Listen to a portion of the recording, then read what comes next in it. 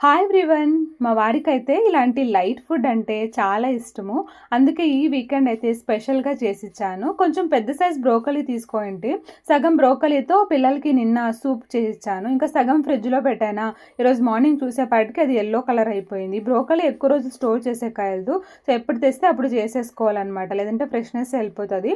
First అయితే నేను broccoli steam చేసి పక్కన పెట్టుకున్నా. తర్వాత ప్యాన్‌లో కొంచెం బటర్ ఏసేసి మష్రూమ్స్ ఏసి లో ఫ్లేమ్‌లో మష్రూమ్స్‌ని ఫ్రై చేసుకోవాలన్నమాట, ఉడికించుకోవాలా. తర్వాత స్టీమ్ చేసుకోండి బ్రోకలీ వేసుకొని పెప్పర్, సాల్ట్, ఆరిగానో, ఇంకా కావాలంటే చిల్లీ ఫ్లేక్స్ కూడా వేసుకోవచ్చు.